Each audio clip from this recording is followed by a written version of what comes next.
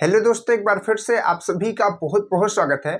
आज की क्लास में हम लोग बात करेंगे कोऑर्डिनेट ज्योमेट्री की, जिसको हम लोग हिंदी में निर्देशांक ज्यामिति कहते हैं। ये जो टॉपिक है बहुत ही इंपॉर्टेंट टॉपिक है, क्योंकि इससे क्वेश्चंस पूछे जाते हैं और इसको हमको पूछने की जरूरत नहीं है, क्योंकि जब हम लोगों ने एग्जाम दिया था IRT का, आप जानते हैं कि हम भी IRT से ही हैं, ठीक है, उस कॉलेज से पढ़े हुए हैं, उसका एंट्रेंस क्वालिफाई किए थे लगभग 3 साल पहले। तो उसमें इस टॉपिक से क्वेश्चन आया था जब हम लोग एंट्रेंस दे रहे थे। हमको याद है कि एग्ज़ाम में उस बार के एग्ज़ाम में इस टॉपिक से क्वेश्चन आया था। कहने का मतलब है कि इस टॉपिक से भी क्वेश्चन आपके बनते हैं। तो ये जो टॉपिक होता है बहुत इंपॉर्टेंट बन जाता है, क्योंकि एक दो क्वेश्चन भी अगर आ जा रहा है तो हमारा लगभग 8 नंबर लेकर के आ रहा है, और 8 नंबर हमको कई रैंक आगे कर सकती है, ठीक है। तो इस वजह से इस टॉपिक को बहुत ही ध्यान से समझिएगा। हम आपको बाकायदे से एकदम पॉइंट्स वाइज हर एक पॉइंट्स को समझाएंगे, क्वेश्चन भी लगाएंगे। तो आपको क्या करना है, कॉपी पे ले लेनी है, फ़ोन को स्क्रीन बड़ी पे कर लेना है, सब पूरा टेढ़ा करके कर लेना है, और क्वालिटी को थोड़ा सा इंक्रीज कर लेना है अगर आपको अक्षर नहीं दिखाई दे रहे हैं तो। और साथ ही साथ आवाज़ को थोड़ा सा बढ़ा लेना है। कभी कभी बच्चे कहते हैं कि सर आवाज़ में थोड़ा प्रॉब्लम होती है, तो उसको भी ठीक कर लीजिए। और देखिए यहाँ पर हमने बहुत सारे पॉइंट्स इसके लिखे हैं। अब ये जो कोऑर्डिनेट ज्योमेट्री है, इसका जो सीरीज है लगभग 2 से 3 दिन चलेगा, जिसमें हम लोग इसके थ्योरी को समझते चलेंगे और इसके क्वेश्चन को सॉल्व करते चलेंगे, ठीक है। तो आइए बिना देरी के शुरुआत करते हैं। सबसे पहले समझते हैं कि ये कोऑर्डिनेट ज्योमेट्री कहाँ पर होती है, कैसे किस तरीके से होती है। ज्यामिति, ठीक है, निर्देशांक ज्यामिति जो होती है, इसकी जरूरत क्या पड़ी, क्या होता है, शॉर्ट में थोड़ा सा समझते हैं। जैसे मान लीजिए कि यहाँ पर ये प्लेन आप जगह देख रहे हैं, ये प्लेन आप जगह देख रहे हैं। अगर हम इस पे एक पॉइंट ऐसे रख दें, ठीक है, इस पर हम क्या कर दें, एक पॉइंट इस तरीके से रख देते हैं, तो इसको हमको निर्देशित करने में प्रॉब्लम आती है कि ये कहाँ पर है, ठीक है। जैसे मान लीजिए कि आपका घर है, ठीक है, तो अगर आपके घर को निर्देशित करना है तो किस तरीके से किया जाता है, आप सबसे पहले अपना देश बताते हैं, ठीक है, देश के बाद आप अपना प्रदेश बताते हैं, फिर उसके बाद आप जिला बताते हैं, जिला के बाद आप उसमें उसके अंदर का जो क्षेत्र होता है, ठीक है, तरह तरह से पोस्ट हो गई, ये सब चीज़ों के बारे में बताते हैं, ठीक है, तहसील वसील बताते हैं। फिर उसके बाद आप अपना गांव बताते हैं, ठीक है, शहर बताते हैं, जो भी होता है। फिर उसके बाद गांव में भी अभी नहीं मिलते हैं आप, अभी उसके अंदर फिर घर बताते हैं, घर में भी नहीं मिलते हैं। घर के बाद आप अपना रूम बताते हैं, रूम में आप वहाँ पर बैठे हुए टेबल पे मिलते हैं पढ़ते हुए, ठीक है, हमारी वीडियोस देखते हुए। तो ये आपका क्या हुआ, पॉइंट्स हुआ, ठीक है, आपको निर्देशित करने का जगह हुआ कि किसी का रिफरेंस लेकर के। तो अगर हमको इसको डिफाइन करना होगा ये कहाँ पर है, तो हम ऐसे नहीं कर पाएंगे। तो हम क्या करते हैं, किसी प्लेन को क्या कर लेते हैं, इस तरीके से 4 पार्ट्स में डिवाइड कर लेते हैं, ठीक है। अब आप कहीं भी पॉइंट को रखिए, उसको निर्देशित किया जा सकता है। कैसे, आप इसको इधर रखेंगे तो ये इस वाले कोऑर्डिनेट में आ गया। आप सोचेंगे हम इसको यहाँ पर रख देना पॉइंट, ठीक है, यहाँ पर तो कुछ नहीं है, ये तो यही बना हुआ है, तो अरे भाई ये तो बढ़ सकता है ना, तो इधर वाले एरिया में आ जाएगा, ठीक है। तो एक तरीके से 4 खाने बन गए, 4 खानों में से तो किसी न किसी में आना पड़ेगा, ठीक। तो अब इसके हिसाब से हम इसको निर्देशित कर लेते हैं। क्यों, क्योंकि यहाँ पर बने होते हैं पॉइंट्स 1 2 3 4 5 इस तरीके से, और इधर भी बने होते हैं 1 2 3 4 5। जैसे मान लीजिए कोई पॉइंट यहाँ पर है, तो हम कह देंगे कि इधर से मान लीजिए कि ये कितने पे है, इधर से ये कितने पे है, मान लीजिए कि हमने कहा 7 पे है। इधर से कहाँ पर है, ये 7 पे है, और इधर से कितने पे है, मान लीजिए कि ये 6 पे है, ठीक है। तो इस पॉइंट का, ये जो पॉइंट है, इसका निर्देशांक क्या हो जाएगा, इसका निर्देशांक हो जाएगा 7,6। क्या हो जाएगा, 7,6। क्योंकि जो निर्देशांक हम लोग लिखते हैं हमेशा x पहले लिखते हैं और y बाद में लिखते हैं, और जो ये हमारी लाइन होती है इसको हम लोग x एक्सिस कहते हैं, और इसको हम लोग क्या कहते हैं, y एक्सिस कहते हैं, ठीक है। क्या कहते हैं, x एक्सिस कहते हैं, और इसको हम लोग y एक्सिस कहते हैं। इतना तो आपको पता होगा, ठीक है। और इधर जो होता है ये हमारा ये मूल बिंदु होता है, ठीक है। मूल बिंदु से ही किसी भी डिस्टेंस को नापा जाता है। जैसे कि इस पॉइंट को नापना है तो मूल बिंदु से ही इधर नापेंगे, साथ मूल बिंदु से नापेंगे इधर, ठीक है। तो मूल बिंदु से ही नापते हैं। तो इधर की तरफ प्लस होता है, जैसे कि 1 2 3 4 5 6 7 इस तरीके से, ठीक है। और इधर क्या होता है, -1 -2 -3 -4 इस तरीके से होता है, ठीक है। और वैसे ही जब ऊपर आप जाएंगे तो यहाँ पर 1 2 3 4 5 6 इस तरीके से होगा, और नीचे आएंगे तो क्या होगा, -1 -2 -3। यानी कि x एक्सिस पे भी माइनस होता है इधर, और इधर प्लस होता है। y एक्सिस पे ऊपर क्या होता है, प्लस होता है, नीचे माइनस होता है, ठीक है।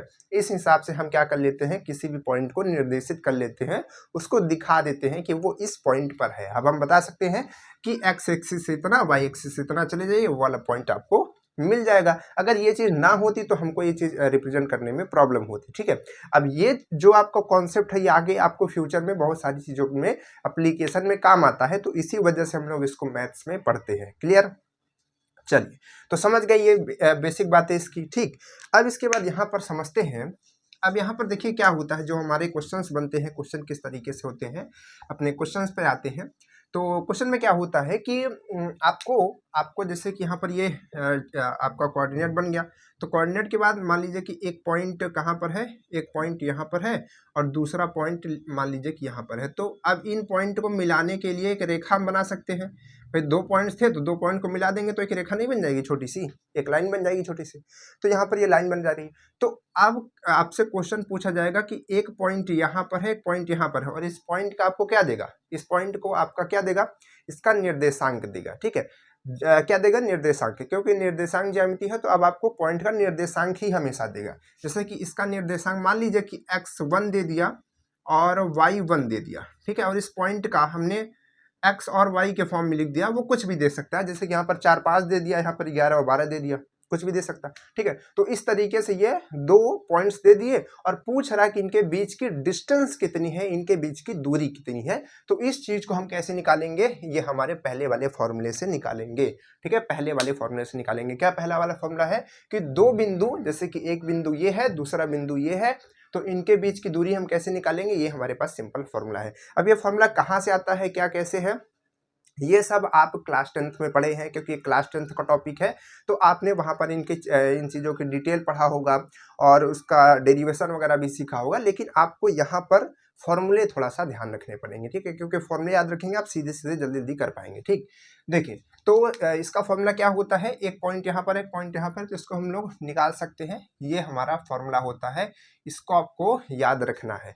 अब देखिए, एक चीज़ हम आपको बताना चाहते हैं, क्योंकि थोड़ा सा एक सेकंड इस पढ़ाई को रोक करके, पढ़ाई से ही रिलेटेड है। देखिए क्या होता है कि जैसे जैसे अभी हम आपको ये चीज़ें पढ़ा रहे हैं, आप किसकी तैयारी कर रहे हैं, आप एंट्रेंस की तैयारी कर रहे हैं, ठीक है। तो एंट्रेंस की तैयारी कर रहे हैं, तो जैसा कि यहाँ पर ये क्वेश्चन आ गया, ठीक है, ये फॉर्मूला आ गया, तो अब ये फॉर्मूला आ चुका है। हो सकता है जब अभी हम क्वेश्चंस लगवाने चले, ठीक है, तो उसमें इसका क्वेश्चन ना आए, या फिर इसका क्वेश्चन ना आए, या फिर इसका क्वेश्चन, किसी भी फॉर्मूले का क्वेश्चन नहीं आ सकता है, ठीक है, क्योंकि यहाँ पर एक लिमिटेड समय होता है, लिमिटेड चीज़ें होती हैं। तो हमने मान लीजिए कि 8-9 क्वेश्चन कराए, उसमें से इस टॉपिक के, ठीक है, इस टॉपिक कराए, आगे अभी ये टॉपिक चलता रहेगा तो बहुत सारे क्वेश्चन कराएंगे। तो मान लीजिए कि हमने उतने क्वेश्चन कराए और ये वाला फॉर्मूला वहाँ पर नहीं यूज हुआ, तो इसका मतलब ये नहीं कि आप इसको छोड़ देंगे या फिर इसको इस पे ध्यान नहीं देंगे, ठीक है। आप क्वेश्चन पर आपका फोकस नहीं होना चाहिए, आपका फोकस होना चाहिए इन चीज़ों पे कि हमने जब इन चीज़ों को बता दिया है तो आपको ये फॉर्मूला जो है ध्यान रहना चाहिए। और जब भी इससे रिलेटेड अगर कोई चीज़ पूछ ली जाती है आपके एग्जाम में, तो अगर मान लीजिए आपने क्वेश्चन नहीं भी किया है, तो आपको इस फॉर्मूले को ध्यान रखना है और उस फॉर्मूले को तुरंत लगा करके वहाँ पर उस क्वेश्चन को सॉल्व करना है। समझ पा रहे हैं?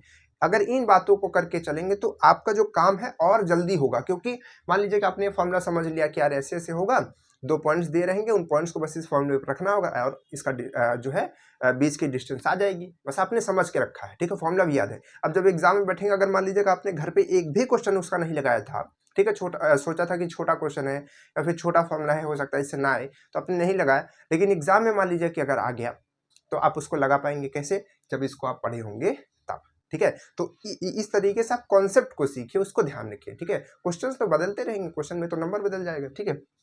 चलिए, क्लियर है, ये बात आपको बतानी थी, तो ये आप ध्यान रखिए इसको। इसके बाद सेकंड पॉइंट क्या है, सेकंड पॉइंट हमारे पास क्या है, देखिए अब आप ये समझ गए डिस्टेंस निकालने का।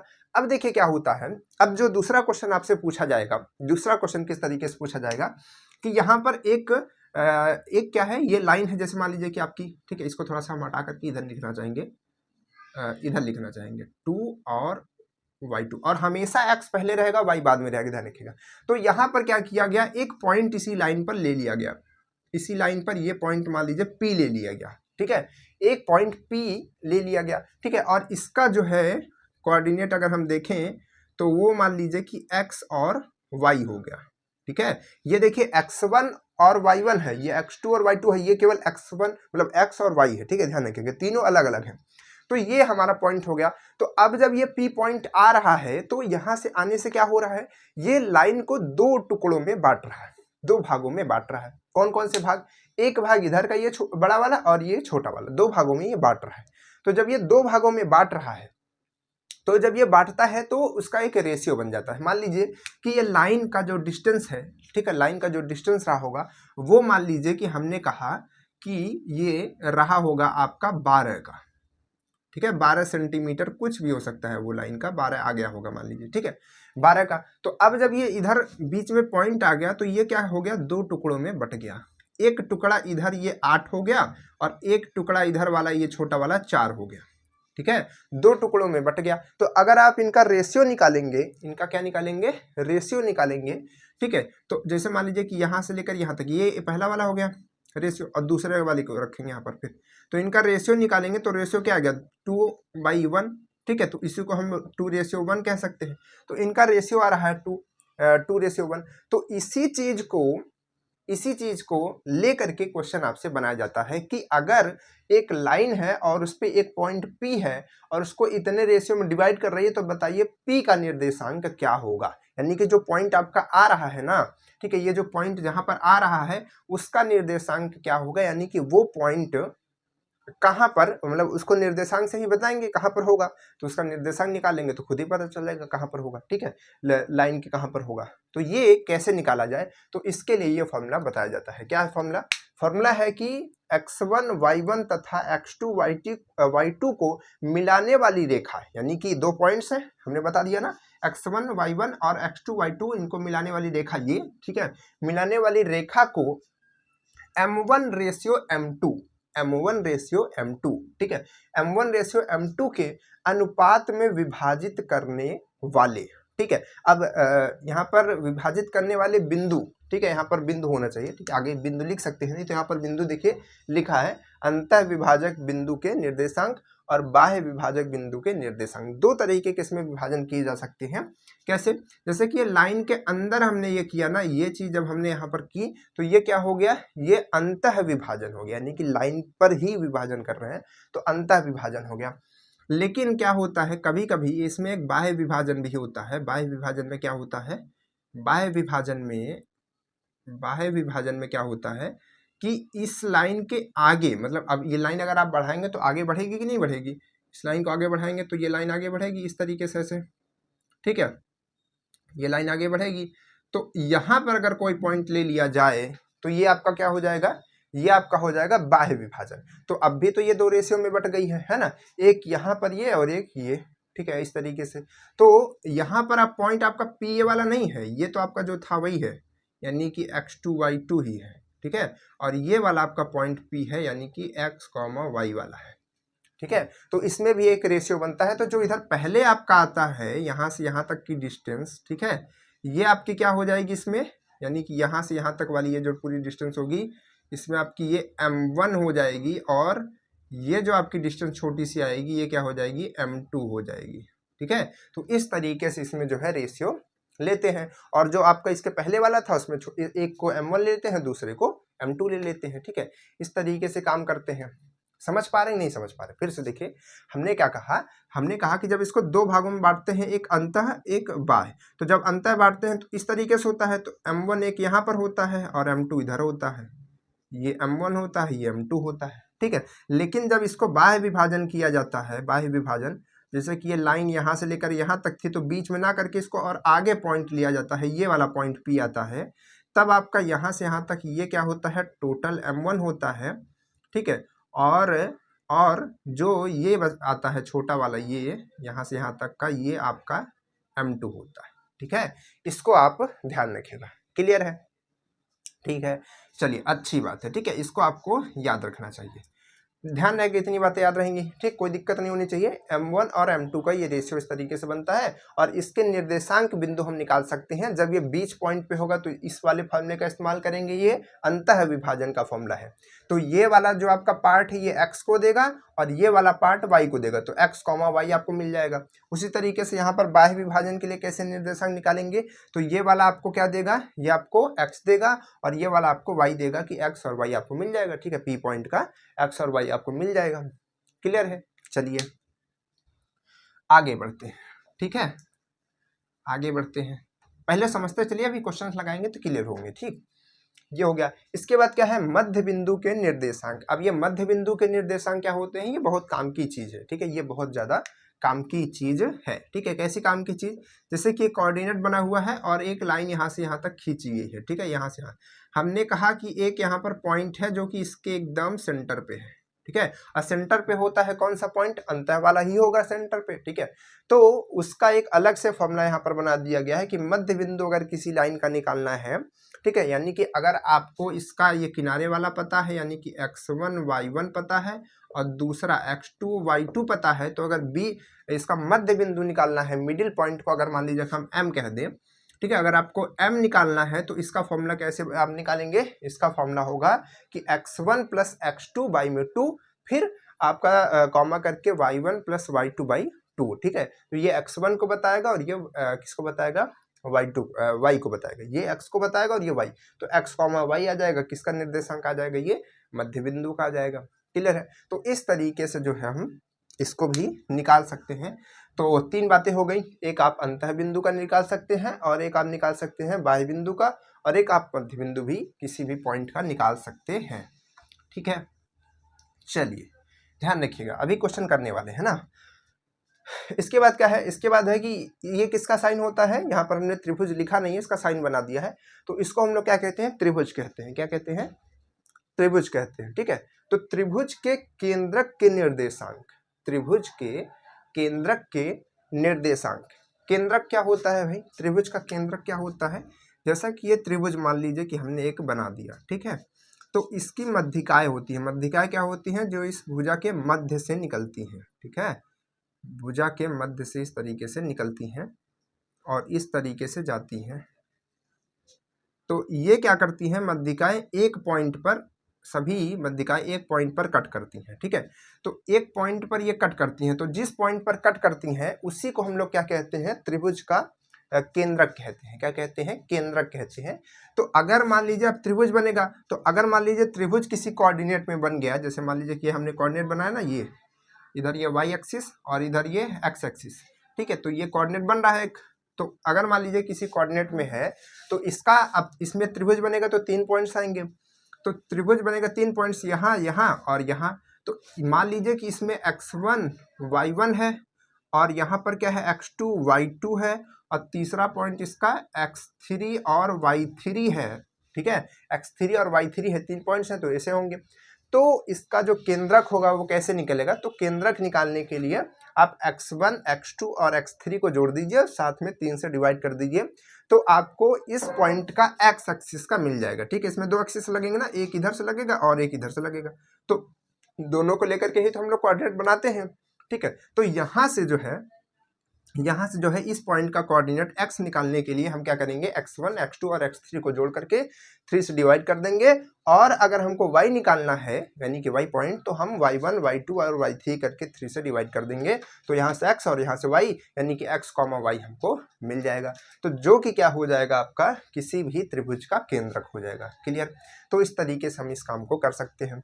इसके बाद बात करते हैं त्रिभुज के अंतः केंद्रक के निर्देशांक। अंतः केंद्रक क्या होता है, अंतः केंद्रक क्या होता है त्रिभुज का, जैसे कि मान लीजिए कि अगर हम यहीं पर बनाए इसका अंतः केंद्रक, तो जैसे कि मान लीजिए कि यहाँ पर ये कोऑर्डिनेट बन गया। ठीक है, और एक हमने त्रिभुज बना दिया, तो अब ये त्रिभुज के अंदर एक ऐसा गोला बनाया जाए। ठीक है, त्रिभुज के अंदर एक ऐसा गोला बनाया जाए कि जो कि इसके सभी भुजाओं को क्या करे, ऐसा टच करे। ठीक है, टेंजेंट टाइप्स। ठीक है, टेंजेंट, और उस जो सर्कल बन रहा है उसका जो सेंटर होगा, उसका जो केंद्र बिंदु होगा, उसी को हम लोग क्या कहते हैं, त्रिभुज का अंतः केंद्रक कहते हैं। अंतः केंद्र कहते हैं, क्या कहते हैं, अंतः केंद्र कहते हैं। तो अब इस पॉइंट का, अब आप सोचेंगे कि यार ये तो केंद्रक और अंतः केंद्रक लगभग एक ही जगह होगा, तो हो सकता है किसी किसी त्रिभुज में हो, लेकिन सब में नहीं होगा, तो वो अलग अलग हो सकता है, तो इसके लिए अलग अलग फॉर्मूले हैं। तो यहाँ पर अंतः केंद्रक निकालने के लिए किस तरीके से फॉर्मूला लगेगा, अंतः केंद्रक के लिए यहाँ पर फॉर्मूला क्या लगेगा, अब यहाँ पर ए बी क्या होगा, देखिए ये आपका x1 और y1 है। ठीक है, ये आपका x2 y2 है। ठीक है, और यहाँ पर ये x3 और y3 है, ठीक है। और यहाँ से जो है इसकी दूरी, इधर से इसकी दूरी और इसकी दूरी, ठीक है, ये x y और मतलब a b और c होती है, ठीक है। इधर से दूरी, इधर से दूरी, इधर से दूरी, ये आपकी a b c होती है। तो इसको निकालने के लिए a का मल्टीप्लाई x के साथ, फिर b का मल्टीप्लाई मतलब a का x1 के साथ, b का x2 के साथ और c का x3 के साथ और डिवाइड में a plus b plus c कर देंगे, ठीक। उसके बाद क्या है, उसके बाद y निकालने के लिए a का y1 के साथ, b का y2 के साथ और c का y3 के साथ, फिर अपॉन में ये कर देंगे, ठीक है। तो इस तरीके से जो है हम इसके अंतः केंद्रक को भी निकाल सकते हैं। क्लियर है। तो अंतः केंद्रक हम लोग किस तरीके से निकालते हैं, एक सेकंड थोड़ा सा, अंतः केंद्रक, एक सेकंड थोड़ा सा इसको ठीक कर दे आ रही है, ठीक है।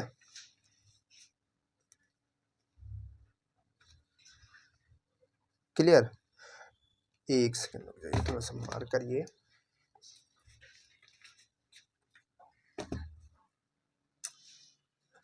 ठीक है ना, थोड़ा सा काम, फोन चार्ज लगा था तो उसको निकालना था। तो क्या हुआ, क्या बताया हमने कि अंतः केंद्रक का निर्देशांक हो गया, ठीक है।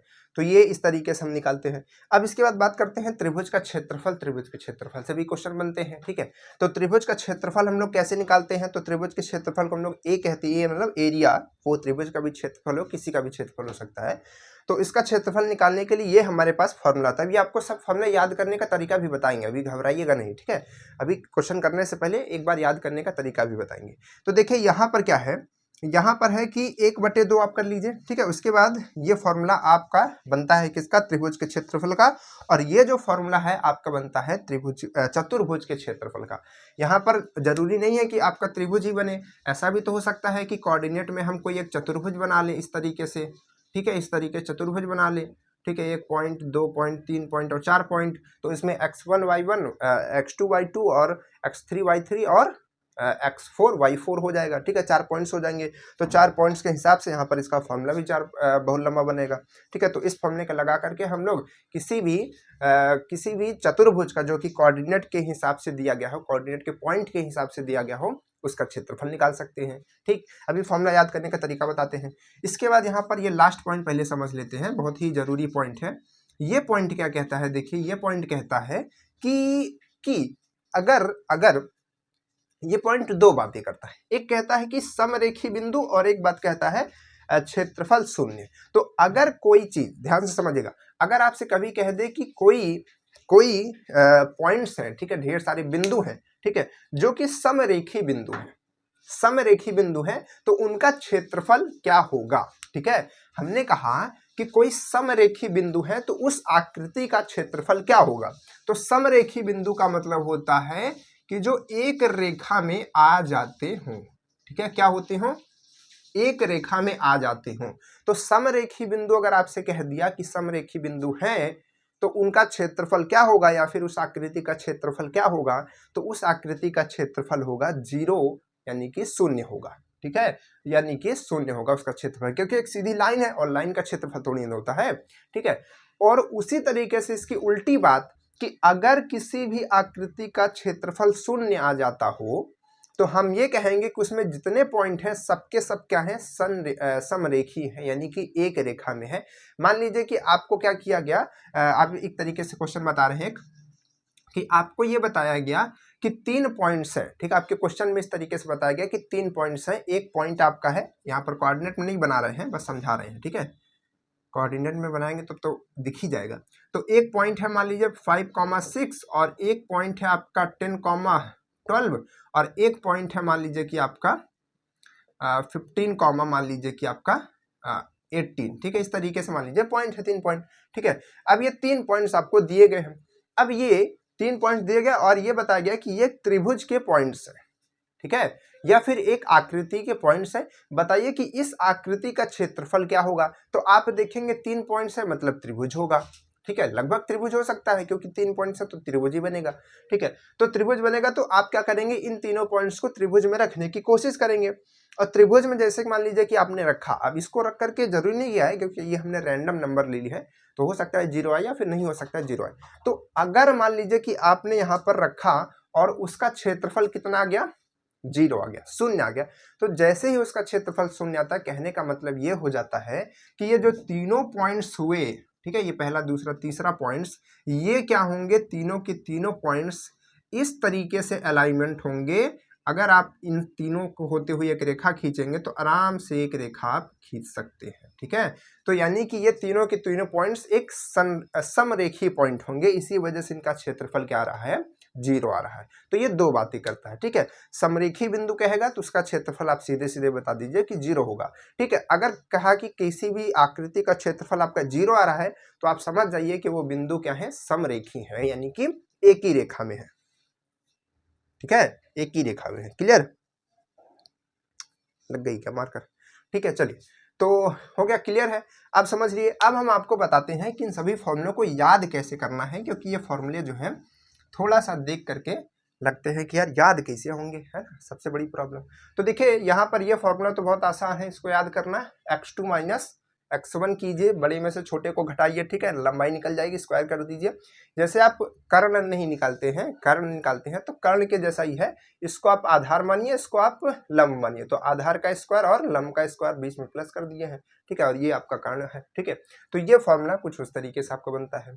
इसके बाद सबसे ज्यादा जो फॉर्मूले भूलते हैं ये और ये भूलते हैं, ठीक है। ये फॉर्मूले क्या होते हैं, ये हमने समझा दिया है कैसे फॉर्मूले होते हैं। ये होते हैं कि जब किसी भी लंबाई कोई भी लाइन है, ठीक है, कोई भी लाइन है, जब उसको हम लोग किसी उसके बीच में एक पॉइंट लेते हैं तो उसको हम लोग अंतः विभाजन कहते हैं, और अगर कोई उसी लाइन के बाहर लेते हैं तो उसको हम लोग बाह्य विभाजन कहते हैं।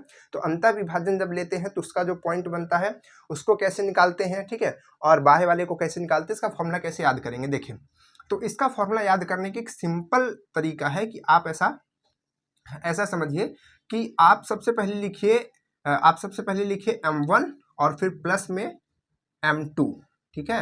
अंतः वाले की पहले बात कर रहे हैं, अंतः वाले की।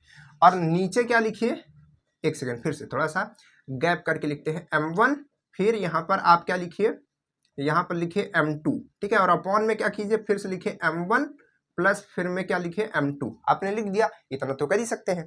अब इसके बाद देखिए, एक चीज ध्यान रखिए कि ये जो 1 है, 1 के साथ कभी 1 नहीं आएगा। फॉर्मूला ऐसा है कि 1 के साथ कभी 1 नहीं आएगा। तो अब आप ये किसके लिए पहले बना रहे हैं, पहले आप x निकालेंगे फिर y निकालेंगे। भाई इसमें दो होता है ना, जैसा कि अंतः वाला निकालना है तो एक x होता है, फिर कॉमा करके y का निकालना होता है, तो इसका आप x निकालना है। तो इसमें 1 है तो यानी कि आप समझ जाइए कि यहाँ पर x वाला निकाल रहे हैं तो x2 ही होगा, 1 वाला नहीं हो सकता। उसी तरीके से ये m1 है, मतलब m2 है तो यहाँ पर 2 है, तो अब इसके साथ x2 नहीं हो सकता, कौन सा होगा, x1 होगा। तो बन गया फॉर्मूला, ठीक है, आराम से।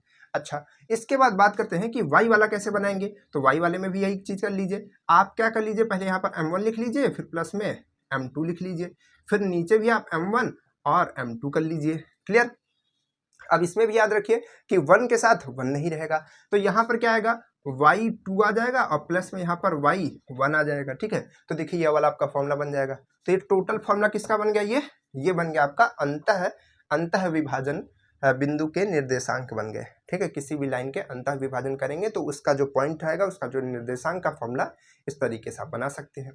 अब यही चीज जो है, यही चीज अब आप समझ गए हैं, तो यही चीज अब आप बाही के लिए कर सकते हैं, खुद से कीजिए थोड़ा सा। देखिए कैसे करेंगे, m1 माइनस m2 करेंगे इसमें, और यहाँ पर क्या करेंगे, m1 माइनस m2 करेंगे। अब 1 के साथ 1 नहीं रह सकता, तो 1 के साथ नहीं रह सकता तो क्या रहेगा, x2 रहेगा, ठीक है। और यहाँ पर क्या रहेगा, 2 के साथ 2 नहीं रह सकता तो 1 रहेगा, तो इसका आ गया। अब y का देखिए, y के लिए आप m1 लिख लीजिए और माइनस कर लीजिए m2, उसी तरीके से m1 माइनस m2 कर लीजिए। अब इसके बाद 1 के साथ 1 नहीं रहेगा तो क्या रहेगा, 2 रहेगा, तो y2 आ जाएगा, यहाँ पर ये y1 आ जाएगी, ये बन गया फॉर्मूला। तो ये टोटल जो है आपका फॉर्मूला बन जाता है। क्लियर, तो इस तरीके से जो है हम इस फॉर्मूले को याद कर सकते हैं, बहुत ही इजी तरीका है ना। चलिए अब इसको ट्रिक मत समझिएगा, ये तरीका है फॉर्मूला याद करने का, ठीक है। बस हम अपने काम के लिए इन चीज़ों को याद रख सकते हैं, ठीक है। ऐसा नहीं कि एकदम बिल्कुल सा हर चीज़ करने के लिए उसका इस्तेमाल करें, कुछ अपनी बुद्धि का भी इस्तेमाल करें, ठीक है, कुछ अपनी मेमोरी का भी इस्तेमाल करें। चलिए, मध्य बिंदु आपको याद होना चाहिए, ठीक है। कैसे याद करेंगे, x प्लस वाई, मतलब x एक साथ रहेगा, y और y एक साथ रहेगा, ठीक है, कर दीजिए, मध्य बिंदु निकल जाएगा। अच्छा चलिए, एक पॉइंट हम आपको दे रहे हैं मध्य बिंदु, उसका निकालिएगा। एक लाइन है, ठीक है, इसका एक पॉइंट यहाँ पर है, पॉइंट यहाँ पर है, इसका कोऑर्डिनेट 6,8 है, ठीक है, इसका कोऑर्डिनेट यहाँ पर मान लीजिए कि 10,15 है। ठीक है, बताइए इसका मध्य बिंदु क्या होगा, कैसे निकालेंगे? मध्य बिंदु के लिए हमने कहा ये इधर वाला x होता है, इसमें इधर वाला x होता है, तो ये आपका x1 और y1 के फॉर्म में लिखा है और ये x2, y2 के फॉर्म में लिखा है। ठीक है, तो इधर से आपको x1 मिलेगा, उधर से x2 मिलेगा। ठीक है, इधर इधर वाला किनारे किनारे वाला, तो यहाँ से x1 प्लस x2 बाई में 2, तो ये 16 हो जाएगा और आधा करेंगे तो उसका 8 आ जाएगा, तो 8 आ गया पहला। ठीक है, और दूसरा क्या आएगा? दूसरा y निकालने के लिए, ठीक है, ये आपका कितना आ चुका है? 8 आ चुका है। y निकालने के लिए कैसे करेंगे? y निकालने के लिए आप y1 कितना है? 8 है, और y2 यहाँ से लेंगे तो ये आ जाएगा, इसका 2 से भाग करेंगे तो कितना आएगा? 15 और 8 जोड़ते हैं तो कितना होता है? 23 होता है। 8 5 13, तो 23 हो जाएगा। तो 23 का आधा करेंगे तो कितना आएगा लगभग? आपका 11 दूना 22 होता है, तो 11 साढ़े 11 आ जाएगा। ठीक है, तो ये आपका आ जाएगा 11/2। ठीक है, तो टोटल कोऑर्डिनेट क्या बनेगा? टोटल बनेगा 8,11/2। तो 11/2 क्यों भाई? 11/2 नहीं, 23/2 ना, 23/2, सॉरी यहाँ पे 23/2। ठीक है, तो ये आपका कोऑर्डिनेट बन जाएगा। तो इस तरीके से ये जो है आप निकाल सकते हैं इसका मध्य बिंदु। ठीक है, अब ये विभाजक वाला भी आप निकाल सकते हैं नॉर्मल, अभी क्वेश्चन भी एक आध कराना है ना, इसीलिए इसको नहीं बता रहे। इसके बाद क्या है? इसके बाद है कि त्रिभुज का केंद्रक आप निकालने का देख रहे हैं, एकदम सिंपल फॉर्मूला है। x को साथ में कर दीजिए, y को 3 ठो ये है तो 3 से भाग कीजिए, 3 ये है तो 3 से भाग कीजिए। ठीक है, इसके बाद देखिए यहाँ पर ये आप देख रहे हैं बहुत आसान है, ए बी सी कर लीजिए, इसके साथ 1 2 3 कर दीजिए। यहाँ पर a प्लस बी, जैसे आप इसका बना रहे थे वैसे बना लीजिए। देखिए ध्यान से क्या करेंगे, आप पहले लिखेंगे a प्लस बी प्लस सी और नीचे में लिखेंगे a प्लस बी प्लस सी। यहाँ पर x1, यहाँ पर x2, यहाँ पर x3। ठीक है, बन गया। अब y के साथ वैसे कर लीजिए। ठीक है, y1 y2 और y3 बन गया। ठीक, ये निकालने का क्लियर है। अब इसके बाद देखिए ये क्षेत्रफल निकालने का आपको एक तरीका बताते हैं, बहुत अच्छे तरीके से आप इसके फॉर्मूले को याद रख पाएंगे। ठीक है, ध्यान रख पाएंगे। कैसे इसको हम लोग देखते हैं, यहीं से समझते हैं, जो लिखा हुआ है नया नहीं बनाते हैं।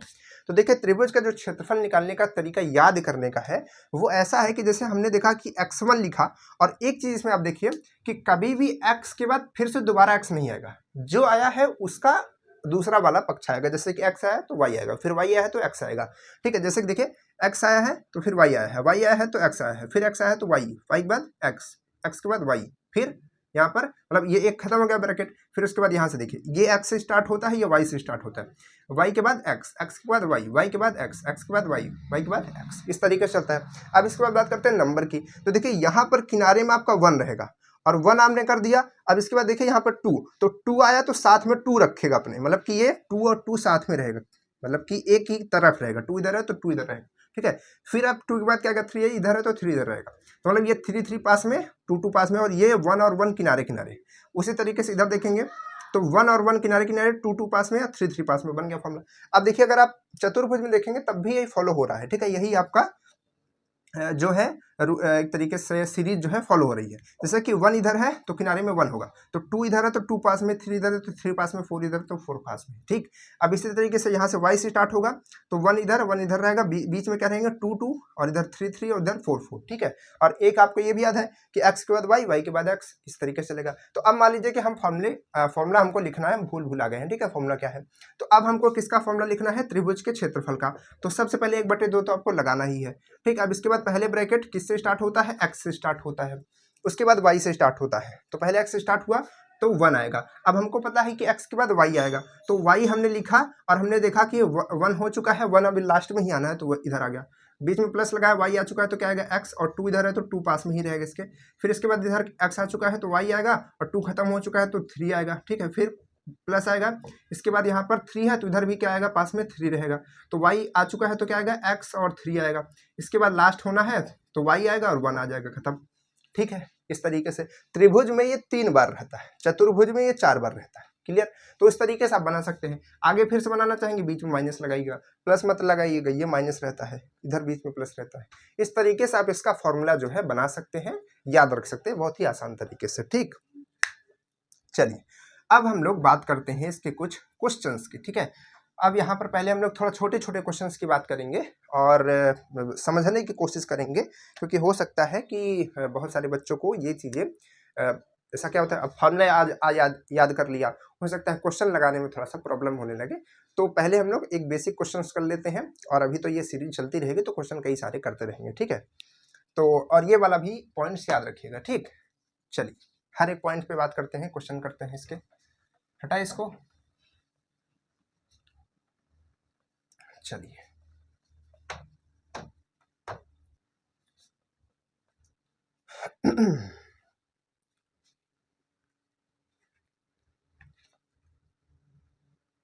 चलिए लगभग 40-50 मिनट हो चुके हैं ना, क्लास को चलते हैं। चलिए सबसे पहला क्वेश्चन बहुत ही आसान क्वेश्चन, क्या क्वेश्चन है कि एक समांतर, क्वेश्चन क्या है, क्वेश्चन है कि एक समांतर चतुर्भुज, चतुर्भुज को हम ऐसे बना देते हैं, आप समझ लीजिएगा, ठीक है। चतुर्भुज के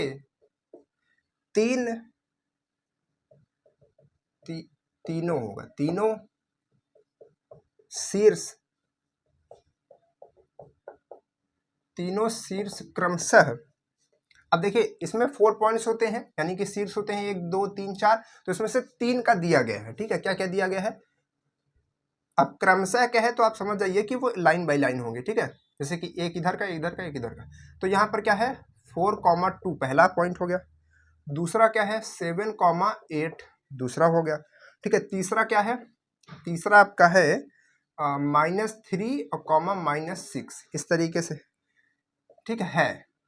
तो इसका चौथा आपको बताना है, तो चौथे शीर्ष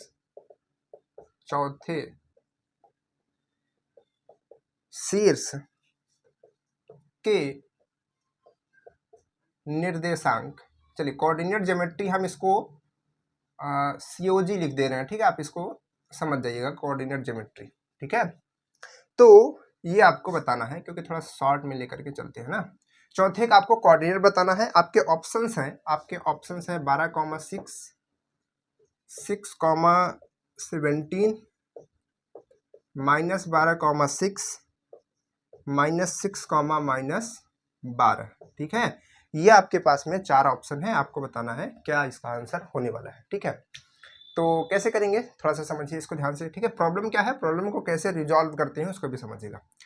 हमको कहा गया कि एक चतुर्भुज है इस तरीके से, ठीक है, इसके कोऑर्डिनेट हैं इस तरीके से, यहाँ यहाँ यहाँ और यहाँ, ठीक है। इसी से मिलकर के ये बनेगा। तो मान लीजिए कि हमने इसको माना 4 और इसको यहाँ पर 2 माना, ठीक है। और अब इसके बाद ऐसा नहीं कि इसके बाद इसको डायरेक्ट लिख दीजिए, क्रमशः है तो इसके बाद ये वाला पॉइंट ही होगा, ठीक है। अब अगर आप यहाँ से स्टार्ट करते तब भी वो इस तरीके से चलता, ठीक है। इसको आप ध्यान रखेंगे कि नहीं तो दूसरे का दूसरा पॉइंट लिखेंगे तो फिर आपका आंसर आना मुश्किल हो जाएगा। अब इसके बाद ये क्रम से आपको चलना है, बस आपको याद रखना है। अगर आप यहाँ ये वाला पॉइंट लिखते तो ऐसे करके घुमा चलते, अगर ये वाला यहाँ लिखते तो ये वाला इधर लिखते, ये वाला इधर लिखते, ठीक। चलिए तो ये 3 पॉइंट्स आपके हो गए, चौथा नहीं पता है, इसको हम x, y जो है मान लेते हैं। तो अब हम इसको कैसे निकाल सकते हैं, अगर हम इसको निकालने की कोशिश करेंगे तो तरह तरह से हमारे पास क्वेश्चन बन सकते हैं। कैसे, देखिए हमको इसका भुजा भी नहीं दिया गया, अगर इसकी भुजा दी गई होती कि ये 4 सेंटीमीटर की है, तो अगर ये 4 सेंटीमीटर बता देता तो हम ऐसा दिमाग लगा सकते थे कि ये 2 पॉइंट्स हैं, 2 पॉइंट्स के बीच की दूरी 4 सेंटीमीटर दी है, तो हम ये वाला फॉर्मूला लगा लेते कि डी की जगह हम 4 रख देते, ठीक है, और बाकी यहाँ पर x y रखते तो हो सकता था हमारा आंसर आ जाता है, ठीक है। लेकिन ऐसा कुछ नहीं दिया गया है। तो जब ऐसा नहीं दिया गया है तो जब भी इस तरीके से क्वेश्चन बनता है, आपने क्लास 10th में भी इसको किया होगा, कोऑर्डिनेट ज्योमेट्री, लगभग शायद क्वेश्चन हमको क्वेश्चन नहीं, चैप्टर नंबर 7 था, ठीक है, अगर याद हो हमको तो 7 लगभग चैप्टर था ये। तो उसमें आपने इस क्वेश्चन ऐसा ही एकदम लगभग क्वेश्चन देखा होगा। तो उसमें क्या करते हैं कि इसका हम लोग विकर्ण निकाल लेते हैं, ठीक है। क्या कर लेते हैं, विकर्ण निकाल लेते हैं। तो विकर्ण जब हम निकालते हैं तो विकर्ण एक पॉइंट पर कट करता है, कहीं ना कहीं तो कट करेगा भाई, 2 लाइन अगर जा रही है तो कहीं ना कहीं तो वो कट करेगी, ठीक है। अगर पैरेलल नहीं है तो कभी ना कभी कट करेगी। तो यहाँ पर एक पॉइंट पे ये कट करता है, और ये जिस पॉइंट पर कट करता है, ठीक है, जिस पॉइंट पर ये कट करता है, ये इसका क्या होता है, हाफ होता है, मतलब कि इसका यहाँ पर इधर आधा और इसका इधर आधा, उसका उधर आधा, यानी कि मिड पॉइंट पे ये कट करते हैं। तो अब क्या होगा, यानी कि देखिए ये पॉइंट हमारे पास में है, ये पॉइंट हमारे पास में है, बीच में क्या बन गई, एक रेखा बन गई। अब इसका हमको मिड पॉइंट पता है, तो यानी कि हम मिड पॉइंट वाला कहा गया फॉर्मूला ये वाला है, मध्य बिंदु वाला जो फॉर्मूला है, इसको हम लोग लगा सकते हैं। तो हमको 2 पॉइंट्स पता है, ये लाइन हमको पता है, तो हम मिड पॉइंट का निर्देशांक निकाल सकते हैं, बिल्कुल निकाल सकते हैं। तो चलिए निकालते हैं इस और इस पॉइंट से इसका। तो कैसे निकालेंगे? निकालने के लिए हमको x1 और x2 चाहिए, तो x1 ये होगा, x2 ये होगा, तो -3 + 4 और y में 2 कॉमा करके फिर हमको y1 और y2 चाहिए, तो y1 हमारा ये हो गया और प्लस में क्या आएगा y2 ये हो गया बटे में 2, तो ये पूरा हमारे पास में आएगी। इसको जब आप सॉल्व करेंगे तो ये आपका 1 हो जाएगा, यानी कि 1/2 ये आ जाएगा, और कॉमा करके इसको आप सॉल्व करेंगे तो -4 यानी कि ये -2 आ जाएगा। ठीक है, ये आ गया आपका इस पॉइंट का निर्देशांक। अब आप क्या कीजिए, अब आप ये दूसरी जो लाइन दिख रही है इसका आप फिर से मिड पॉइंट निकालिए। इसका मिड पॉइंट अगर आप निकालेंगे तो इसका भी मिड पॉइंट तो वहीं आ रहा है, तो दोनों मिड पॉइंट को क्या करा दीजिए, कंपैरिजन करा दीजिएगा। ठीक है, तो हम क्या करते हैं, एक हमको मिड पॉइंट मिल चुका है, अब हम क्या करते हैं, दूसरा मिड पॉइंट निकालते हैं।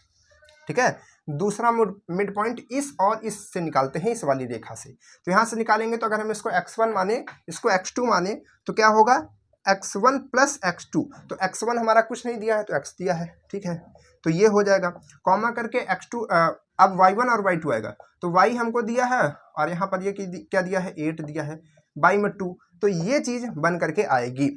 ठीक है, तो ये हमारा जो x पॉइंट है ये इससे हम लोग इसके साथ देखेंगे करा करके कंपैरिजन, और y वाले का y के साथ करा के देखेंगे, इसके बाद हमारा आंसर आ जाएगा। अब इसको हटा सकते हैं ना, कोई दिक्कत नहीं है। चलिए, तो हम क्या करते हैं, इसका कंपैरिजन इसके साथ कराते हैं, तो x + 7/2 इक्वल में 1/2, तो 2 से 2 कट जाएगा और x इक्वल क्या आ जाएगा आपका, यहाँ पर x इक्वल ये इधर जाएगा तो आपका ये आ जाएगा -6। ठीक है, क्योंकि ये प्लस में इधर जाएगा, -7 घट जाएगा तो -6 बचेगा। ठीक है, इसके बाद दूसरा कराते हैं कंपैरिजन। दूसरा कंपैरिजन इससे कराएंगे तो आएगा y + 8 = 2 और इक्वल में क्या है, -2, तो इधर से ये जाएगा तो ये हो जाएगा y + 8 = -4, और y बराबर जाएगा तो उधर जाएगा तो -4, तो -12 हो जाएगा। ठीक है, तो -12 आ गया यहाँ से, तो x बराबर -6 और y बराबर -12, तो जो इसका कोऑर्डिनेट बनेगा x, y के फॉर्म में बनता है, तो x, y क्या होगा आपका -6, -12। ठीक है, तो ये आपका राइट आंसर हो जाएगा। कहीं पर है ऑप्शन में ये नहीं, ये वाला है। ठीक है, चौथा वाला। ठीक है, तो ये आपका राइट आंसर हो जाएगा। क्लियर है, तो कर पाएंगे इस तरीके का क्वेश्चन। अब इस तरीके का क्वेश्चन अगर अभी, क्योंकि ये जो होते हैं एक तरीके से देख करके बनाए जाते हैं क्वेश्चन, यानी कि अगर आप इसमें थोड़ा सा मिस्टेक करेंगे तो चतुर्भुज बनेगा ही नहीं। ठीक है, तो अगर बन पाता तो हम खुद से बना करके देते क्वेश्चन। ठीक है, अब हमारे पास है भी नहीं ऐसा क्वेश्चन, लेकिन अगर आपके बुक में होगा इस तरीके से क्वेश्चन तो उसको लगाइएगा। ठीक है, तो उसमें आप देखिएगा विकर्ण से ही ये क्वेश्चन सॉल्व होगा, बाकी तरीके से लगाएंगे तो फिर ये जो है नहीं आएगा या फिर लंबा प्रोसेस हो जाएगा। क्लियर, आगे बढ़ते हैं, है ना, आगे बढ़ते हैं, नेक्स्ट क्वेश्चन की तरफ सॉल्व करते हैं इसको। अगला क्वेश्चन क्या है, अगला क्वेश्चन क्या है, ध्यान से देखिए। अब कोऑर्डिनेट है तो इसमें तरह तरह के क्वेश्चन आपको देखने को मिलेंगे। ठीक, अगला क्वेश्चन है कि एक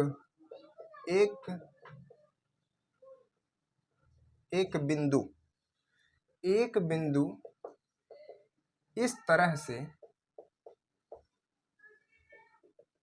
एक बिंदु इस तरह गति करता है, इस तरह गति करता है कि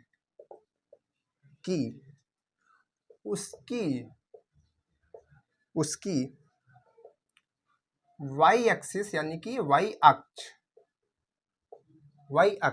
ठीक है, y एक्सिस, y अक्ष से दूरी का 5 गुना x अक्ष से दूरी के 3 गुने से सदैव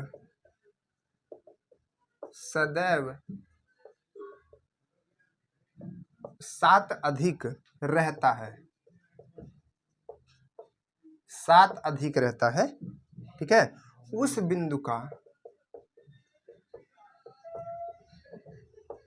उस बिंदु का बिंदु पथ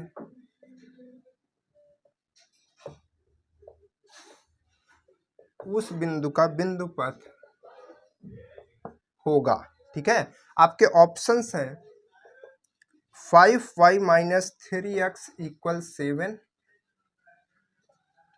3x minus 5y equal 7, 3y minus 5x equal 7। Same है क्या ये वाला? नहीं नहीं, अंतर है। ठीक है, अंतर है। चलिए, एक हमको सेम दिख रहा है क्या? नहीं नहीं, कंफ्यूजन हो रहा है ना, ऐसा ही कंफ्यूजन आपको भी होगा एग्जाम में।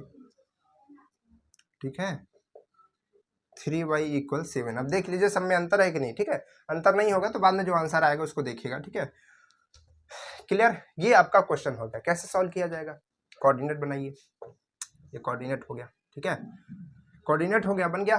क्या कह रहा है कि एक बिंदु इस तरीके से गति करता है। अब यहाँ पर ये बिंदु जो है आपका गति कर रहा है, मूवमेंट कर रहा है। ठीक है, इस तरीके से कहीं भागा जा रहा होगा, है ना। तो ये गति करता है, लेकिन जब ये गति करता रहता है तो ये होता है कि ये हमेशा हमेशा y अक्ष से दूरी का 5 गुना होता है। मान लीजिए कि ये पॉइंट कहाँ पर है, मान लीजिए कि ये पॉइंट यहाँ पर है। ठीक है, तो अगर आप देखेंगे कि ये कौन सी डिस्टेंस होगी, देखिएगा, समझिएगा, ये दोनों पॉइंट दोनों कोऑर्डिनेट के हो गए। तो इधर से जो ये लंबाई आती है, ये कौन से एक्सिस पे आती है? एक्स पे। तो ये हम मान सकते हैं ये एक्स हो जाएगा। और ये जो हाइट आती है ये किसकी आएगी? वाई की आएगी। तो इसको हम कह देंगे वाई। तो इस पॉइंट का कोऑर्डिनेट क्या हो जाएगा? एक्स कॉमा वाई हो जाएगा। ठीक है, अब ये इस तरीके से भाग रहा है। ठीक है, ये इस तरीके से मूवमेंट कर रहा है कि जब ये भागता है तो वाई अक्ष से 5 गुना, वाई अक्ष से 5 गुना। ठीक है, वाई अक्ष से दूरी का 5 गुना, यानी कि वाई अक्ष से जितना दूरी है उसका 5 गुना। तो वाई अक्ष से कितना दूरी है? देखिए, वाई अक्ष आपका ये है और उससे दूरी कितना है इस पॉइंट की? एक्स है। तो इसका 5 गुना, तो एक्स का 5 गुना। ठीक है, एक्स का 5 गुना। और एक्स अक्ष से दूरी के 3 गुने। तो और एक्स अक्ष से इसकी दूरी कितनी है? अगर इस पॉइंट की एक्स अक्ष से दूरी देखेंगे तो एक्स अक्ष से दूरी तो इतनी ही है, और ये क्या होगा? वाई होगा कि नहीं होगा? तो एक्स अक्ष से दूरी कितनी है? वाई है। तो उसका कह रहा है 3 गुने से सदैव 7 अधिक रहता है। तो वाई का 3 गुना कितना होगा? 3y, और उससे 7 अधिक मतलब +7। ये किसके बराबर होगा? इसके बराबर होगा। ठीक है, तो बस ये हमारा आंसर आ गया। अब बस इसको थोड़ा सा सॉल्व कर लेते हैं इसके हिसाब से। तो आज इसको इधर भेज लेते हैं। तो यहाँ से ये बन कैसा जाएगा? ये बन जाएगा 5x, और इसको इधर भेजेंगे तो -3y और इक्वल में 7। अब आप देख लीजिए कौन से ऑप्शन में है आपके ये। इसमें है? बिल्कुल नहीं है। इसमें है? बिल्कुल नहीं है। इसमें है? बिल्कुल नहीं है। इसमें है। ठीक है, तो ये आपका जो है राइट आंसर हो जाएगा, आंसर नंबर 4। क्लियर है? तो अब ये कैसा भाग रहा है ये भी अगर आप जानना चाहते हैं तो, क्योंकि ये इक्वेशन अगर आप देखेंगे तो ये कैसी इक्वेशन है? ये एक सरल रेखा की, सीधी रेखा की इक्वेशन है, क्योंकि इसमें एक एक्स है और एक वाई है। ठीक है, तो सीधी रेखा की इक्वेशन है, तो ये एक सीधा रेखा में ऐसे भागा जा रहा होगा। ठीक है, ऐसे सीधा वो भागा जा रहा होगा, और जिसके वजह से ये जो है डिस्टेंस हर एक पॉइंट पर ऐसे बढ़ रही होगी। ठीक है, हर एक पॉइंट पर ऐसे डिस्टेंस बढ़ती जा रही होगी और वो ऐसा भागता जा रहा होगा। ठीक है, तो इसी तो कहना है सीधा रेखा में भागना। ठीक, तो चलिए इसको नोट कर लीजिए जल्दी से। इस तरीके से भी क्वेश्चन बन सकते हैं। अब ऐसा क्वेश्चन अगर आ गया तो फिर होगा कि ये कहाँ का है, और अगर नहीं पढ़े हैं तो फिर छोड़ के आएंगे, और छोड़ के आएंगे 4 नंबर कटवा के आएंगे। ठीक है, और गलती से अगर मन कर गया कि कुछ टिक कर दे, तो अगर गलत टिक हो गया तो और कटवा के आएंगे थोड़ा सा, 1 नंबर। ठीक है, 5 नंबर कटवा करके आएंगे, माइनस मार्किंग। चलिए कोई बात नहीं है, ध्यान रखिएगा। ठीक है, इसीलिए तो पढ़ा रहे हैं ना सारा चीज। अगला क्वेश्चन की बात करते हैं। अगला क्वेश्चन कौन सा है?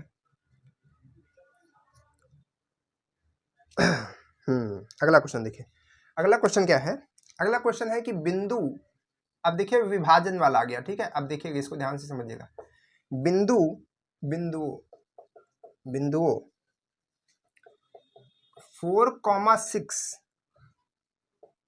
तथा 3,-8 को मिलाने वाली मिलाने वाली मिलाने वाली रेखा को एक्स अक्ष जिस अनुपात में विभाजित करता है,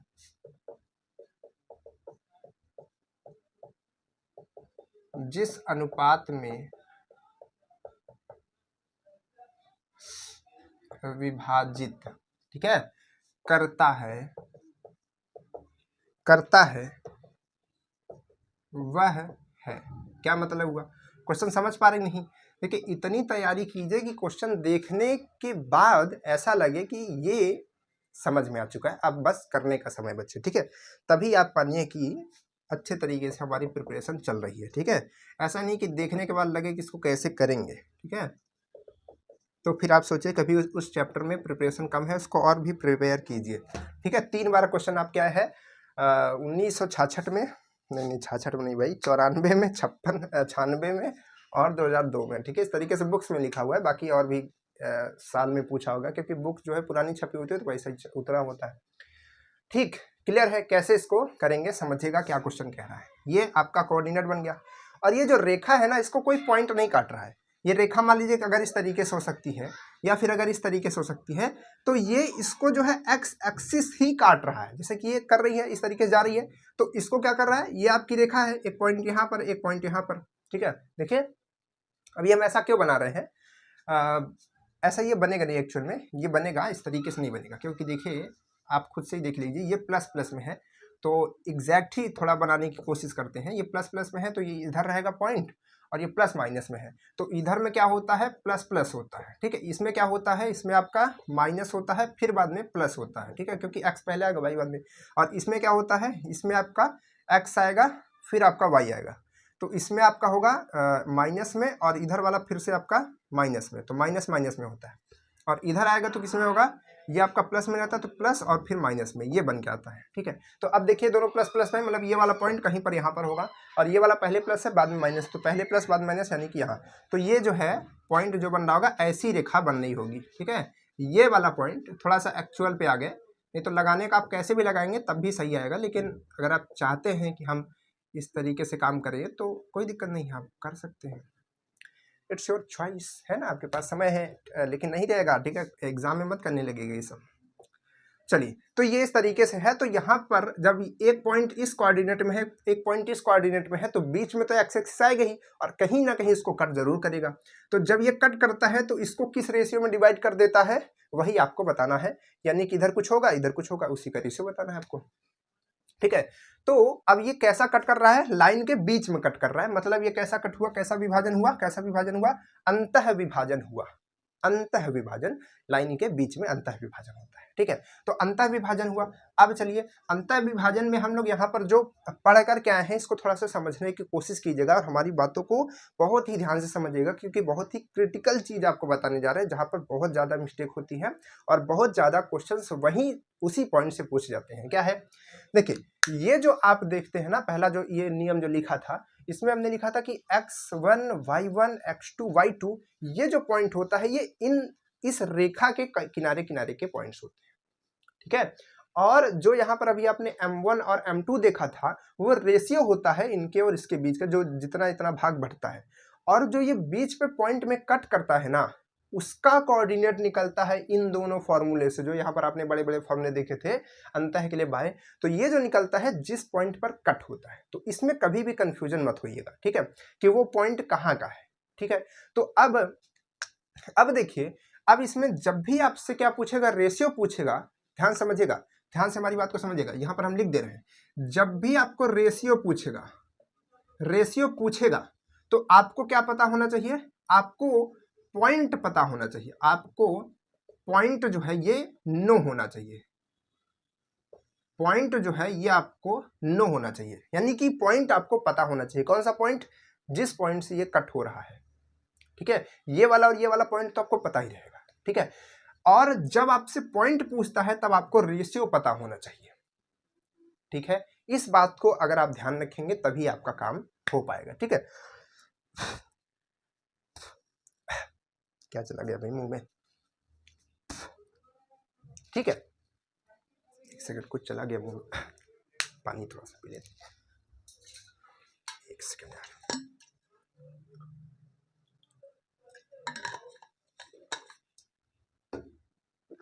ठीक है, क्लियर है, इस बात को समझ गए कि नहीं समझ गए? ठीक है, तो अगर आपको रेशियो पूछा तो पॉइंट पता होना चाहिए, पॉइंट पूछ रहा है तो रेशियो आपको पता होना चाहिए, ध्यान रखिएगा। और ये वाला पॉइंट और ये वाला पॉइंट तो दिया ही रहेगा। ठीक, तो अब हमको क्या पूछा था रेशियो, तो हमको पॉइंट पता होना चाहिए जिस पॉइंट पे कट हो रहा है। तो अब ये किस पॉइंट पर कट हो रहा है, किस पॉइंट पे कट हो रहा है, एक्स एक्सिस पे कट हो रहा है। तो एक्स एक्सिस पे जब कोई चीज कट होती है तो उसमें एक्स का तो कुछ ना कुछ वैल्यू होती है।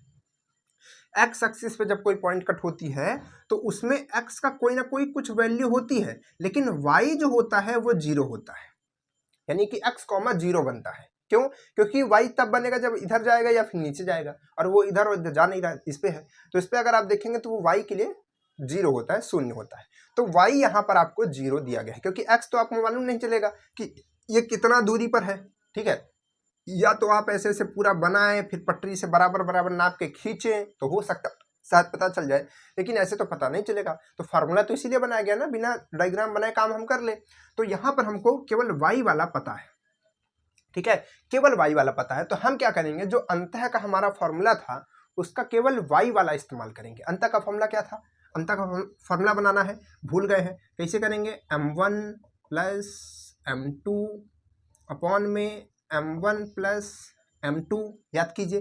ठीक है, अब 1 के साथ 1 नहीं रहेगा तो क्या रहेगा, इसके साथ 2 रहेगा, इसके साथ 2 है तो 2 नहीं रहेगा तो क्या रहेगा, 1 रहेगा। ये बनता था, कॉमा करके क्या बनता था, वाई के लिए बनता था, कॉमा करके वाई के लिए फॉर्मूला बनता था। वाई के लिए क्या बनता था, यहाँ पर m1 और उसके बाद क्या रहेगा यहाँ पर y2, फिर प्लस में m2 और क्या रहेगा y1 इस तरीके से, और यहाँ पर m1 प्लस m2। ये हमारा टोटल जो है कोऑर्डिनेट बनता था, ये x बताता था, ये y बताता था। तो x तो हमको पता नहीं है, क्योंकि x निकालते तो इसी के साथ कंपैरिजन करते। y का हमारे पास में है तो हम इसके साथ फार्मूले के साथ कंपैरिजन कर लेंगे, क्योंकि ये निकालने का यही फॉर्मूला है, तो ये हमको पता है तो हम इसके साथ कंपैरिजन कर लेंगे। तो ये y वाला जो है हमारा y के साथ कंपेरिजन करेंगे, और y पॉइंट यहाँ पर क्या है, जीरो है, तो जीरो का कंपेरिजन हम कर लेंगे इसके साथ। ठीक है, जब आपको रेशियो पूछेगा तो यही काम आप करेंगे। तो यहाँ पर m1 आएगा और उसके बाद क्या आएगा, y2 आएगा, फिर उसके बाद m2, उसके बाद y1 और अपॉन में m1 प्लस m2। ठीक है, इस तरीके से करके बनेगा। अभी एक क्वेश्चन आपको और इसमें देने वाले हैं ना, तो यहाँ पर क्या है, इस तरीके से ये बनेगा। अब हम क्या करेंगे, इसको थोड़ा सा सॉल्व करेंगे। तो हम क्या करते हैं, इस पूरे पार्ट को इधर भेज देते हैं, इस पूरे पार्ट को इधर भेज देते हैं। तो जब इसको इधर भेजेंगे तो इसका टोटल, इसका मल्टीप्लाई किसके साथ होगा, जीरो के साथ, तो ये टोटल क्या आ जाएगा, जीरो। अब यहाँ पर क्या बचेगा, केवल m1 y2 और प्लस में m2 और y1, यही बचेगा ना केवल। तो अब हमको क्या करना है, वैल्यू अब रखनी है। तो m1 और m2 तो हमको पता नहीं है, वही तो निकालना है। तो हम क्या करेंगे, m1 को m1 रखेंगे और y2 की वैल्यू रखेंगे। तो y2 की वैल्यू हमारे पास क्या है, देखिए यहीं से तो y1 y2 आपको मिलेगा। तो y1 आपको क्या मिलेगा, देखिए ये पहले दिया था, ये बाद में दिया था, तो इसको आप y1 मान लीजिए, इसको आप y2 मान लीजिए। ठीक है, तो y1 क्या होगा, 6 होगा, तो ये आपका कितना आ जाएगा, ये आ जाएगा आपका 6। ठीक है, मतलब मल्टीप्लाई में, अच्छा ये तो 6 नहीं, ये तो y1 नहीं है, ये तो y2 आपको लिखना है ना, तो y2 सॉरी यहाँ पर ये -8 रहेगा। अभी देखिए मिस्टेक हो जाता, और थोड़ा सा मिस्टेक होगा ना रेशियो चेंज हो जाएगा। उसके बाद क्या आएगा, यहाँ पर ये, और y1 की जगह हमको 6 रखना है। y1 यही है हमारा, लेकिन y1 इस यहाँ तो नहीं था तो यहाँ पर तो वहीं रखेंगे।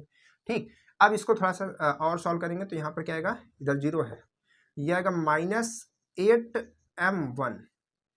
ठीक, और ये आएगा +6m2। अब इस पूरे पार्ट को इधर भेज देते हैं, इस पूरे पार्ट को इधर भेजेंगे तो ये प्लस में हो जाएगा 8m1 = 6m2। हमारा रेशियो जो बनता है वो क्या बनता है, m1 upon m2, m1 upon m2।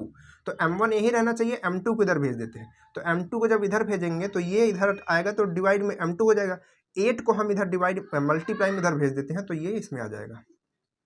ठीक है, तो m1 अपॉन m2 ये हमको मिल जाएगा, इसको कट कर देंगे, 3/4 हमको मिल जाएगा। 2 से कट कर दीजिए ना, 2 3 6 4 दूनी 8, तो 3/4 मिल जाएगा। क्या यहाँ पर ऑप्शन क्या क्या है, ऑप्शन तो हमने लिखा ही नहीं शायद।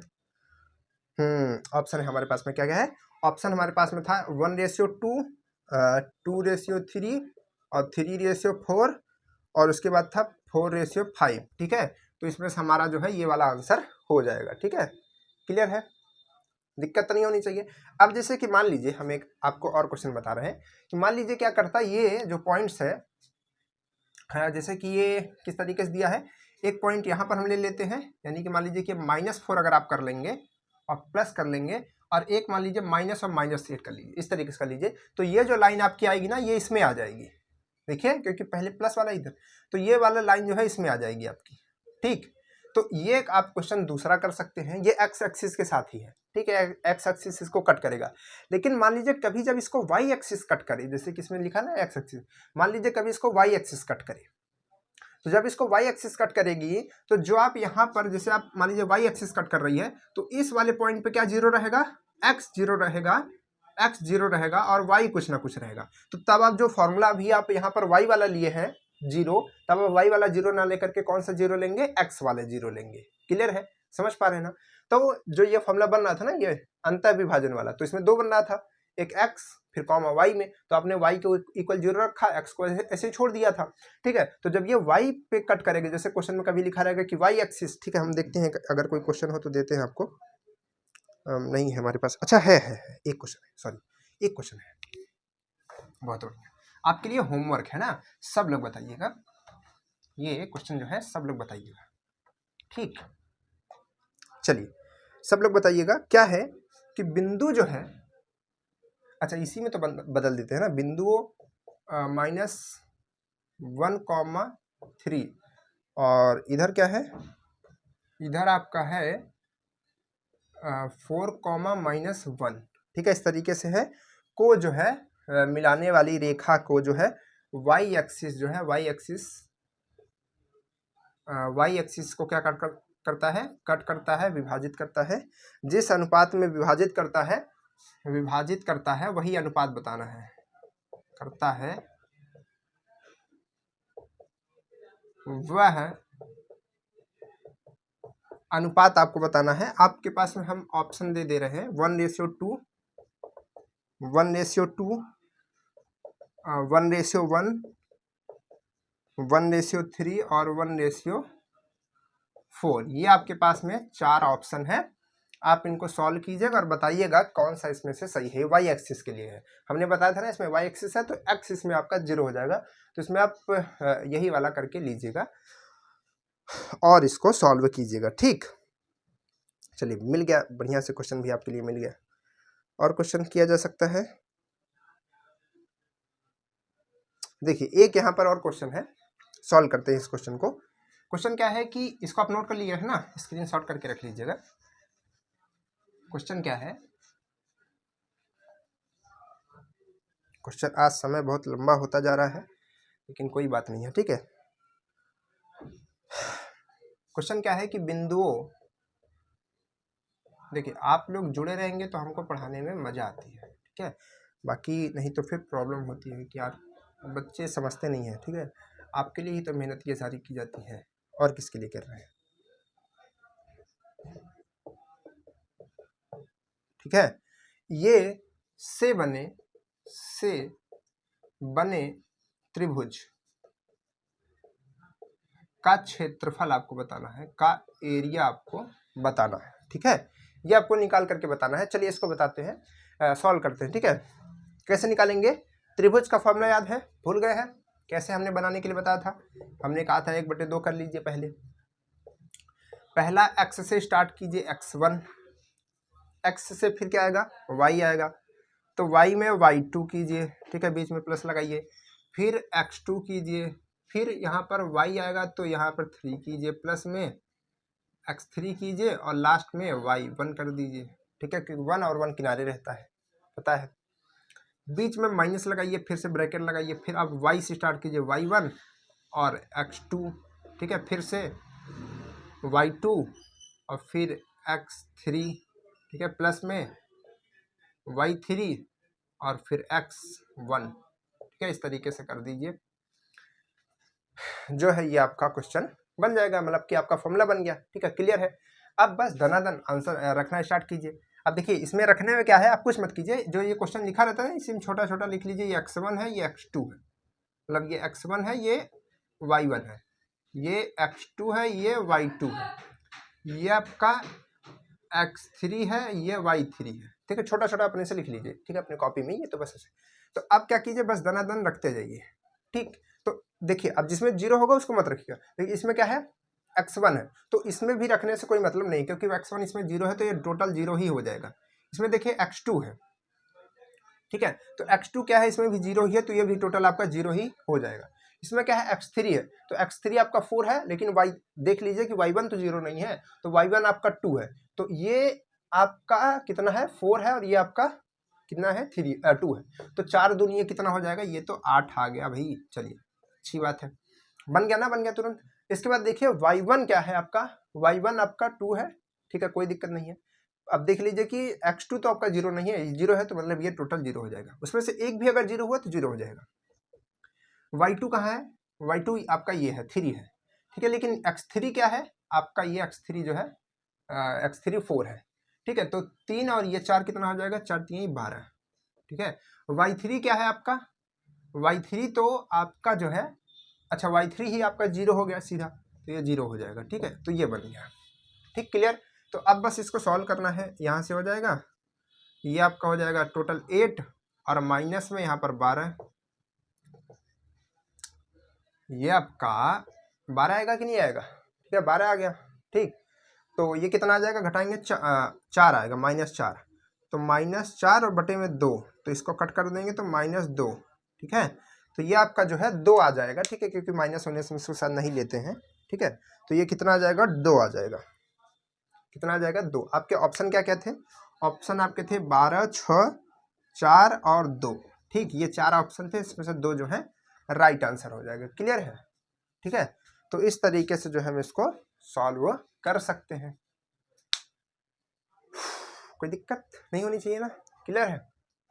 चलिए बहुत अच्छी बात है, बहुत अच्छी बात है। अब देखिए अगर मान लीजिए कि अगर आपने इसको थोड़ा दूसरे तरीके से भी किया होता तो भी लगभग यही आता, आंसर वही आएगा, ठीक है, हो सकता है माइनस में आएगा, भी प्लस में आए, लेकिन आंसर वह घुमा फिरा करके आएगा वही, है ना। तो इस तरीके से आप इसके और भी क्वेश्चंस लगा सकते हैं कोऑर्डिनेट ज्योमेट्री के। हम देखते हैं हमारे पास और क्वेश्चन है क्या, एक सेकंड।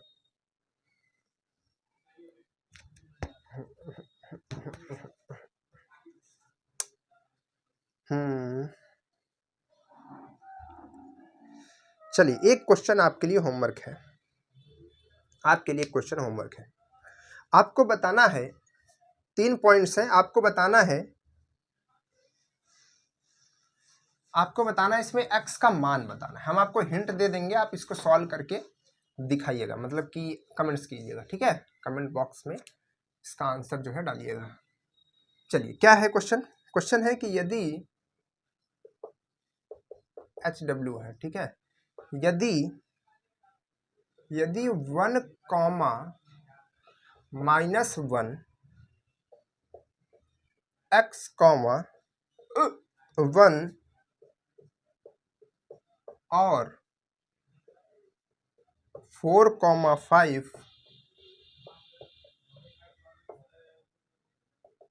समरेखीय है या फिर समरेख है, ठीक है, मतलब एक ही रेखा में है, समरेख है, तो x का मान क्या होगा, 3, 2, 1, 4। क्या आप इसका आंसर बता सकते हैं, कैसे इसका सॉल्यूशन होगा। इसका हम आपको थोड़ा सा हिंट देते हैं। आप देख रहे हैं कि ये क्या है, 3 पॉइंट्स है, और 3 पॉइंट से क्या बनता है, त्रिभुज बनता है, ठीक है, त्रिभुज ही बन सकता है अगर कोई आकृति बनेगी तो, अगर बनेगी तो, क्योंकि यहाँ पर कह दिया है सीधे सीधे कि यह समरेखी है, मतलब कि इसका अगर आप क्षेत्रफल निकालेंगे, ठीक है, क्षेत्रफल कैसे निकालेंगे, 3 पॉइंट्स है तो त्रिभुज वाले से निकालेंगे, तो इसका आप क्षेत्रफल निकालिए, अब क्षेत्रफल को आप पहले ही 0 रख दीजिएगा, क्यों, क्योंकि ये समरेख है। तो जब आप ऐसा फॉर्मूला बनाएंगे, देखिएगा ध्यान से, एक बना करके हम बता रहे हैं, ऐसा लिखेंगे कि एरिया बराबर 1/2 और फार्मूला दिस ऐसा करके फॉर्मूला पूरा लिखेंगे, तो ये जो एरिया है ना, यहीं पर आप क्या कर दीजिएगा, 0 रख दीजिएगा। अब आप यहाँ पर सॉल्व करेंगे, यानी कि सारी वैल्यूज को रखेंगे, उसमें एक्स भर रहेगा जो कि खाली रहेगा, बाकी तो सब वैल्यूज हैं आपकी, 1 है, 4 है, 5 है। तो बस उसी को इस तरह भेज करके सॉल्व कीजिएगा और एक्स की वैल्यू आपकी निकल आएगी। ठीक है, तो इसको करने की कोशिश कीजिएगा और बताइएगा हमको कि ये और ये में से कौन सा आता है। ठीक है, ध्यान रखिएगा, ये एक हिंट है आपके लिए छोटा सा।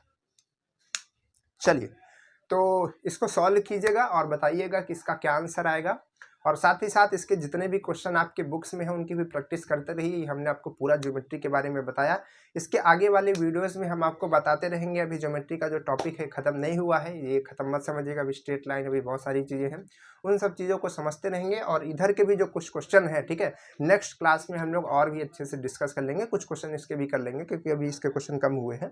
ठीक है, तो और क्वेश्चन सॉल्व कर लेंगे, ताकि देखिए इन सब चीज़ों का अगर आसान क्वेश्चन भी आ जाएंगे ना तो आप नहीं कर पाएंगे, क्योंकि आपने इसको पढ़ा, अगर ध्यान से नहीं पढ़ेंगे तब की बात कर रहे हैं। क्योंकि बच्चों को अदर चैप्टर्स, ट्रिग्नोमेट्री हो गई, सब हो गए, ये सब याद रहते हैं, लेकिन ये सब चैप्टर बहुत जल्दी बच्चे भूल जाते हैं।